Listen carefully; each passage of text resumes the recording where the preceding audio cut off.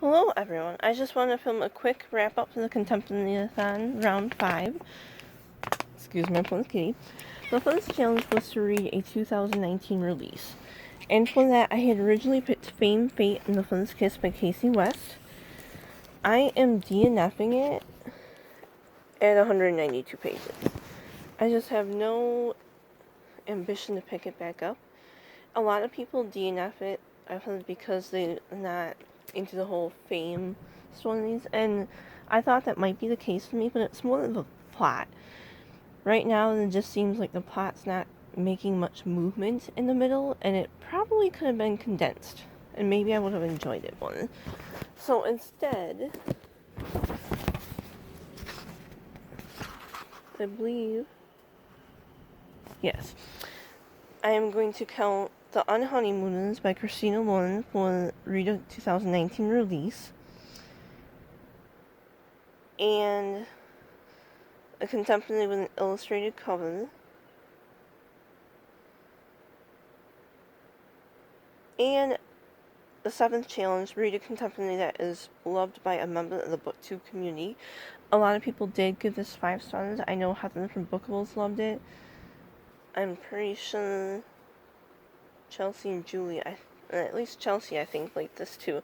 I know it's beloved on the community, booktube community, and I gave it 5 stars as well. I really liked it, and what this one is about is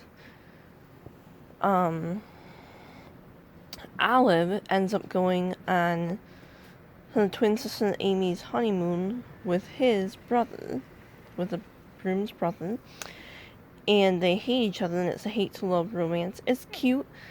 I liked the ending. I mean, I really enjoyed it, and I really do like most of Christina Lauren's books right now. The second challenge was to read a contemporary with yellow on the cover, and I said that Seeking Mansfield, a Mansfield Plus retelling, might be one of them, and I was able to complete this one. I'm giving it 3 stars. It's cute, but there's not too much depth to it, and the ending was kind of eh. I kind of felt like the first half of the book was better than the second half, and it is a modern retelling, so you might want to pick it up if you're into Jane Austen. If not, probably maybe you could skip it. It's about theater, and in some aspects it reminds me of Paper Princess. The third challenge was to read a diverse contemporary, and this one I ended up not completing because my choice was the love interest, and I was on page 205, and I'm also DNFing this. I had no interest to pick it back up again. And in this one, the love interest is about Caden. Well, his name is, they named him Caden.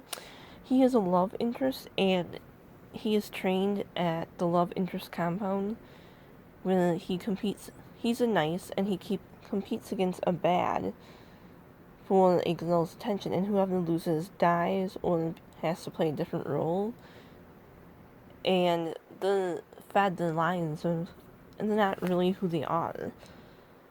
And the premise is that the two love interests fall in love with each other, but the plot is really slow. I'm not really liking any of the characters that much, and I just don't want to waste my time on that. So I guess it's incomplete, but I did read 200 pages about, so there you have it. And then the 5th challenge, well, originally the 4th challenge, I was going to read Romancing the Throne, and that's the illustrated cover. I'm DNFing this one on page 90. I really don't care for the characters. It's a very slow-moving plot. The main character seems to want Edward for his crown and his title, and maybe there's some character growth, but I just don't care. So the 5th challenge is to read a contemporary, and I picked up Truly Devious by Maureen Johnson. I'm probably one of the last people to read it. I'm giving this one 4 stars. Stevie moves to this free school, which is a boarding school out in the middle of nowhere, and the first year the school opened, there was an unsolved murder with the owner's wife and daughter, and she wants to solve that because she's into crime. And then when she's there, someone else dies, and she's trying to solve both crimes. It does kind of leave unanswered, so the rest of it comes in a knits book, in a way. And I plan on picking that up next month if I can. And let's see. The 6th challenge was to read A Contemporary with Plants in the Covenant. I picked up Wanderlust by Jen Malone. I'm giving this one 3 stars. Okay. So I think I was saying I read Wanderlust. And this one I'm giving 3 stars. And what it is the main character ends up going in his sister's place to lead a tour of senior citizens across Europe on a 21-day trip. And if you like the adventure of feeling like you're in Europe, like I did, you'll enjoy it. She does lie, and it catches up to her in a way. There is a little bit of character growth, but I didn't think the ending was really realistic. Maybe some people disagree.